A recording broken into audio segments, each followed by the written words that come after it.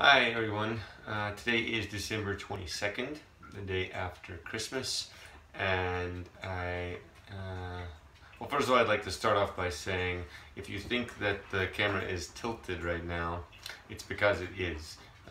The room that we're in the hostel that we're staying in, is crooked, it's sloped, and so what you're seeing, that curve, is actually the curve of the place. It's kind of wicked. Second of all, I'd like to wish everyone a Merry Christmas, and say that we are in a place called Chiloe, which is in Chile, and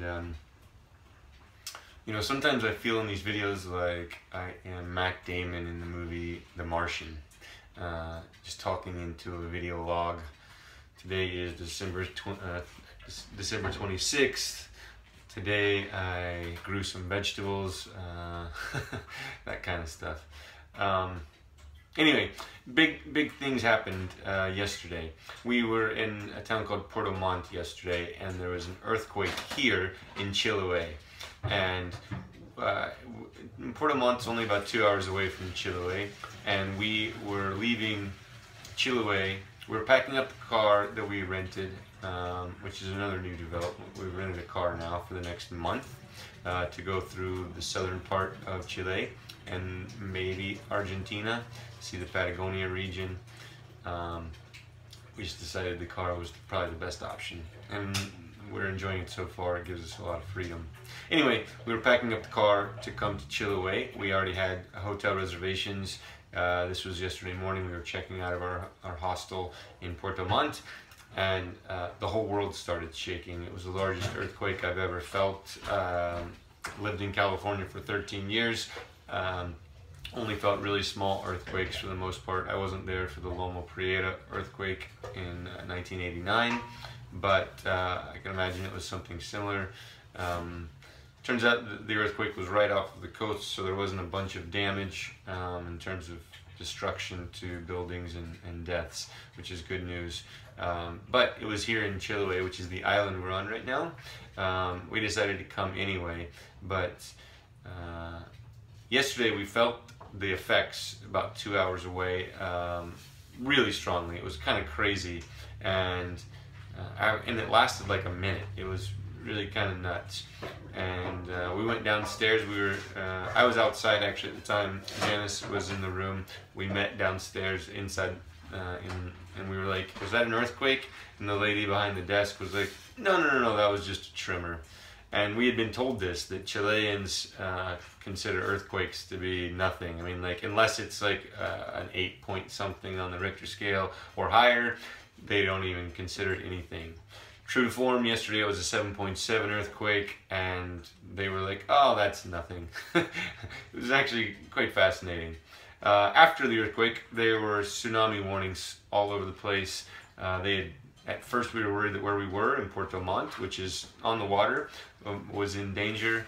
But anyway, because of the tsunami warning, it turns out we weren't in danger. We were in a safe area because we were a little bit on a higher ground.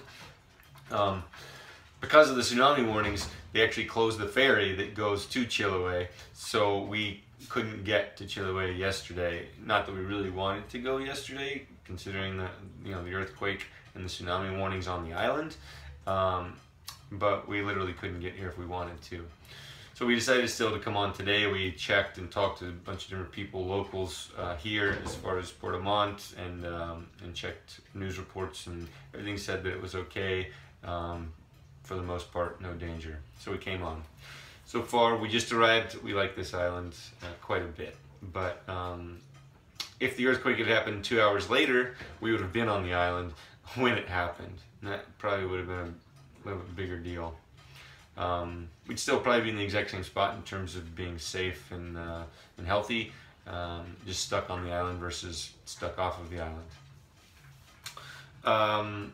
Only other thing we want to talk about today is the fact that we had a big development in our plans for the next stop in our world trip. We were planning on doing Australia and New Zealand next, but we're not now. We're going to do Europe.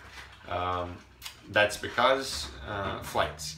We started about a week ago checking flights about a month to a month and a half out. for New Zealand and Australia.